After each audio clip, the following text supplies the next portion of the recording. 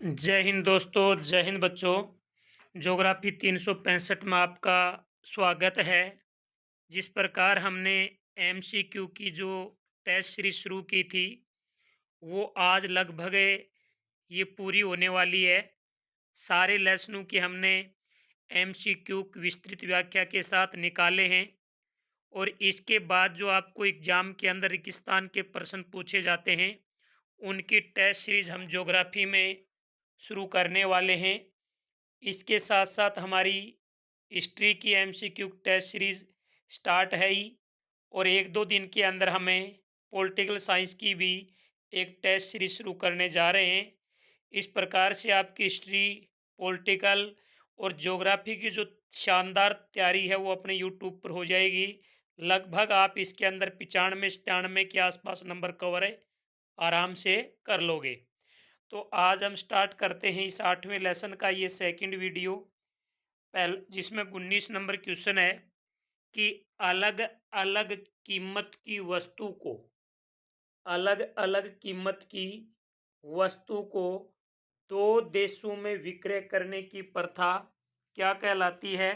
मुक्त व्यापार, डंप करना, कर लगाना, व्यापार संतुलन।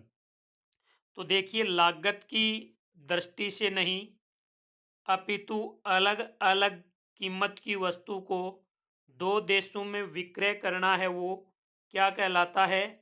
डंप करना कहलाता है। तो इसमें बे ऑप्शन सही है।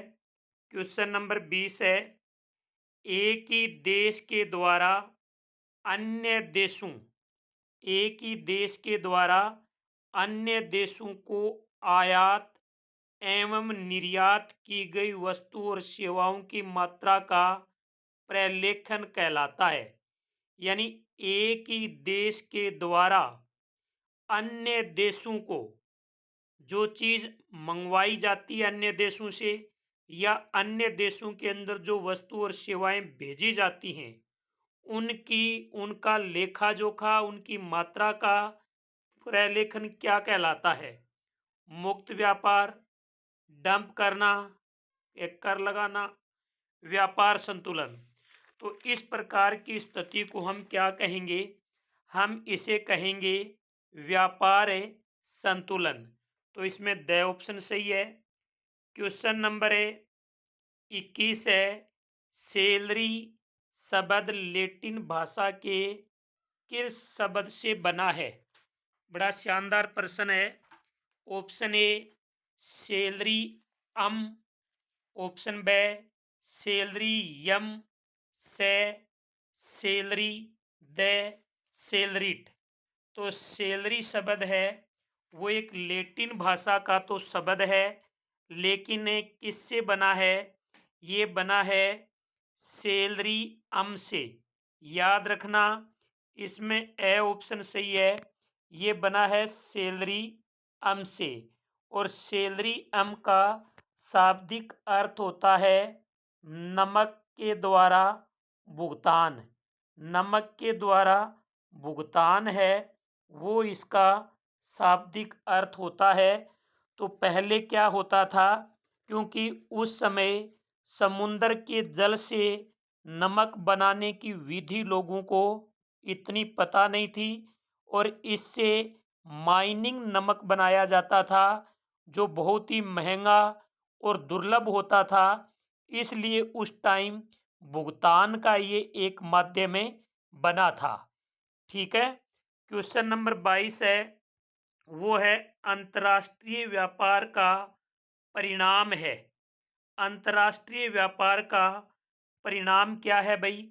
उत्पादन में वैशिष्टीकरण, व्यापार में वैशिष्टीकरण, संचार में वैशिष्टीकरण, इनमें से कोई नहीं। देखिए, जो उत्पादन में वैशिष्टीकरण होता है वही अंतर्राष्ट्रीय व्यापार का परिणाम होता है। यानी उत्पादन अच्छा होगा, अच्छी क्वांटिटी क्वालिटी होगी, तो इनका क्या होगा? डिमांड ज़्यादा होगी। यानी उत्पादन में वैशिष्टीकरण ही अंतर्राष्ट्रीय व्यापार का रिजल्ट माना जाता है। तो इसमें ए ऑप्शन सही है। क्वेश्चन नंबर 23 है, वो है अंतर्राष्ट्रीय व्यापार किन किन मूलभूत तत्वों पर निर्भर है। यानी जो अंतर्राष्ट्रीय व्यापार है वो कौन कौन से मूलभूत तत्वों पर यानी कारकों पर घटकों पर निर्भर है। पहला है वस्तु और सेवाओं के तुलनात्मक लाभ पर। वस्तु और सेवाओं के तुलनात्मक लाभ पर, परिपूर्वकता एवं स्थानांतरणीयता पर। ए व ब दोनों, ने ए और ने ब। तो इसका राइट उत्तर होगा स ऑप्शन है, क्योंकि अंतर्राष्ट्रीय व्यापार है वो वस्तु और सेवाओं के तुलनात्मक लाभ पर भी निर्भर है और परिपूरकता एवं स्थानांतरणीयता पर भी निर्भर है। क्वेश्चन नंबर 24 है, वर्तमान समय में व्यापार किसका आधार है। बड़ा शानदार प्रश्न है। वर्तमान समय में व्यापार किसका आधार है। आर्थिक संगठन का, विदेश नीति का, वस्तु और सेवाओं के तुलनात्मक लाभ का, परिपूरकता एवं स्थानांतरणीयता का। तो इसका जो राइट उत्तर होगा वो इसका क्या होना चाहिए भाई। वर्तमान समय में जो व्यापार है वो किसका आधार होगा। आर्थिक संगठन का आधार है। तो इसमें ए ऑप्शन है वो बिल्कुल सही है। क्वेश्चन नंबर 25 है, वो है आधुनिक समय व्यापार किस संबंध है। यानी इस वर्तमान समय में व्यापार किसका संबंध है। आधुनिक समय में व्यापार किसका संबंध है। इस प्रश्न को ऐसे पढ़ना, आधुनिक समय में व्यापार किसका संबंध है। आर्थिक संगठन का तो हो नहीं सकता, वस्तु और सेवाओं के तुलनात्मक लाभ पर भी नहीं, परिपूरकता और स्थानांतरणीयता पर भी नहीं है। यह है विदेशी नीति पर। तो इसमें ब ऑप्शन है वो बिल्कुल सही है। अगला क्वेश्चन है हमारा, किसी देश का आयात एवं निर्यात के कुल मूल्यों के बीच सम अंतर को कहा जाता है। किसी देश का आयात एवं निर्यात के कुल मूल्यों के बीच के जो सम अंतर है वो क्या कहलाता है भाई। यानी आयात भी 2 रुपये का हो रहा है, निर्यात भी 2 रुपये का हो रहा है, दोनों में बिल्कुल क्या है, समान अंतर है। तो ऐसी स्थिति को आप क्या कहोगे।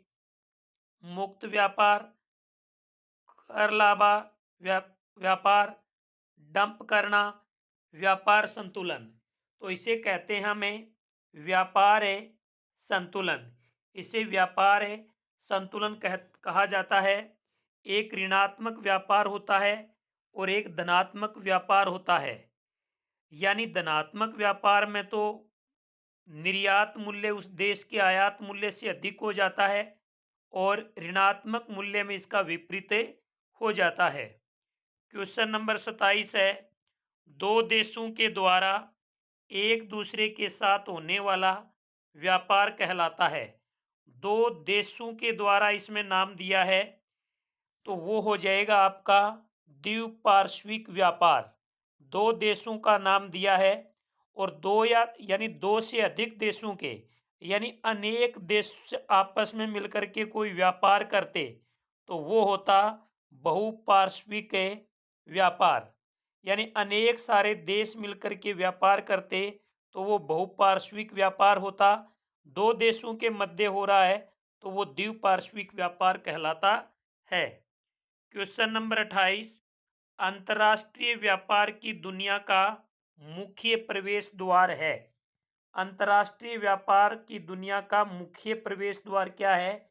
यानी सबसे ज़्यादा अंतर्राष्ट्रीय व्यापार जिनसे होता है वो ही क्या होंगे, इनके प्रवेश द्वार होंगे। जैसे ऑप्शन ए पोताश्रय एवं पतन, पोताश्रय, पतन, इनमें से कोई नहीं। तो इसमें ए ऑप्शन सही है कि जो पोताश्रय और जो पतन है वो ही अंतर्राष्ट्रीय व्यापार की दुनिया का मुख्य प्रवेश द्वार कहलाते हैं। क्वेश्चन नंबर 29 है, अंतर्देशीय बंदरगाह का उदाहरण है। यानी अंतर्देशीय जो बंदरगाह हैं उनके उदाहरण कौन से हैं? मैनचेस्टर बंदरगाह, मार्ग बंदरगाह, आंत्रोप बंदरगाह, तेल पतन बंदरगाह।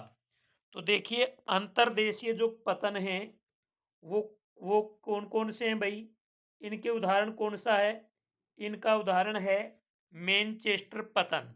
कौन सा उदाहरण है? मैनचेस्टर पतन। क्वेश्चन नंबर 30 है, आदिम समाज में व्यापार का आरंभिक स्वरूप क्या था? यानी कैसा था? आदिम समाज में व्यापार का आरंभिक स्वरूप कैसा था? तो आप सबको पता है, जब हमने 1 नंबर वीडियो में डिटेल से आपको जो जोन बिल मेला समझाया था वहाँ पर बताया था, वो है वस्तु विनिमय। क्या है? वो वस्तु विनिमय माना जाता है। क्वेश्चन नंबर 31 है, दास व्यापार का उदय हुआ 15वीं शताब्दी, 12वीं शताब्दी, 11वीं शताब्दी, 13वीं शताब्दी। तो देखिए जो दास व्यापार का उदय है वो कौन सी शताब्दी के अंदर हुआ था भाई? दास व्यापार का उदय है वो कौन सी शताब्दी में हुआ? वो 15वीं शताब्दी के अंदर हुआ था। 15वीं शताब्दी से ही यूरोपीय उपनिवेशवाद शुरू हुआ था और विदेशी वस्तुओं के साथ व्यापार के साथ ही व्यापार का एक नया स्वरूप निकल करके आया जिसको हमने दास व्यापार कहा। दास व्यापार के अंदर है यानी जो आपके ये जैसे पुर्तगाली लोग हैं, डच लोग हैं, स्पेनिश लोग हैं, अंग्रेजों ने अफ्रीकी लोगों को ज़बरदस्ती बलपूर्वक उनको पकड़ा और पकड़ के अमेरिका के बागानों के अंदर उनको बिना किसी शर्ते भेज दिया। तो ये दास व्यापार का उदय ये 15वीं शताब्दी के अंदर हुआ था। ए ऑप्शन सही है। क्वेश्चन नंबर 32 है, व्यापार हेतु अर्थव्यवस्थाओं को खोलना क्या कहलाता है? बड़ा शानदार प्रश्न है। व्यापार हेतु अर्थव्यवस्थाओं को खोलना है वो क्या कहलाता है? मुक्त व्यापार, डंप करना, कर लगाना, व्यापार संतुलन। तो ऐसी स्थिति को कहते हैं मुक्त व्यापार। अब बात करते हैं कि व्यापार के कौन कौन से पक्ष हैं। तो देखिए व्यापार के दो मुख्य पक्ष होते हैं। व्यापार के कितने पक्ष होते हैं? यानी क्वेश्चन नंबर 33 है, व्यापार के पक्ष तो कितने होंगे? दो होंगे, जिसमें एक जो पक्ष होता है वो तो क्या करता है? बेचता है, जबकि दूसरा पक्ष है वो इसको खरीदता है। एक बेचने वाला है और एक खरीदने वाला है। व्यापार के जो स्तर होते हैं वो भी कितने होते हैं? दो होते हैं। एक राष्ट्रीय होता है और एक अंतर्राष्ट्रीय होता है, जो हमने इसके 1 नंबर वीडियो के अंदर पढ़ लिया था। तो इसमें ए ऑप्शन सही है। अब क्वेश्चन नंबर 34 है, वर्तमान में मुद्रा है। बड़ा शानदार प्रश्न है। वर्तमान में कौन सी मुद्रा का उपयोग किया जा रहा है? आप सबको पता है वर्तमान में रुपया रुपया आ रहा है। यानी वर्तमान के अंदर जो मुद्रा है वो एक तो है कागजी और इनके साथ साथ सिक्के यानी धात्विक। यानी ये वर्तमान के अंदर जो मुद्रा है वो कागजी और धात्विक है। तो इसमें ए ऑप्शन सही है। और वर्तमान से पहले जो मुद्रा थी वो क्या क्या हुआ करती थी? जैसे ओब्सिडियन थी यानी आग्नेय कांच, चीते के पंजे, अवेल मछली के दांत, कुत्ते के दांत, मवेशी, चावल, नमक, तांबा, चांदी, स्वर्ण। ये थी क्या थी? ये प्राचीन मुद्रा हुआ करती थी। और वर्तमान मुद्रा है वो है कागजी और धात्विक। क्वेश्चन नंबर 35 का उत्तर मैंने आपको बता दिया कि अंग्रेजों ने अफ्रीकी मूल निवासियों को बलपूर्वक बागानों में श्रम हेतु कहाँ भेजा? सबको पता है अमेरिका के अंदर भेजा था। ये एक दास प्रथा थी जिसे डेनमार्क के अंदर जिसे 1792 में तो इसको डेनमार्क के अंदर समाप्त कर दिया गया और 1807 के अंदर इसे ग्रेट ब्रिटेन में समाप्त कर दिया गया। ये भी आपको ध्यान में रखना है। और लास्ट क्वेश्चन मैं आपको दे रहा हूँ, इसका उत्तर आप कमेंट बॉक्स में जरूर दें। और प्रश्न है कि विश्व का सबसे बड़ा विश्व का सबसे बड़ा व्यापारिक साझेदार देश कौन सा है? इस प्रश्न का उत्तर आप कमेंट बॉक्स में जरूर दें। तो इसी के साथ आपकी पूरी ज्योग्राफी एमसीक्यू के साथ पूरी हो गई है।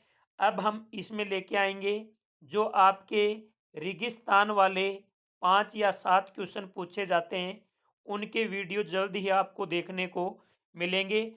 उसके बाद जो वन वर्ड प्रश्न आपको पूछे जाते हैं वो आएंगे। और फिर जो बड़े बड़े प्रश्न हैं वो किस प्रकार के, कौन से लेसन में, कहाँ से पूछे जाते हैं। और उसके बाद हम मानचित्र, इस प्रकार पूरी ज्योग्राफी को हमें दिसंबर तक समेट लेंगे। इसी के साथ जय हिंद, जय भारत।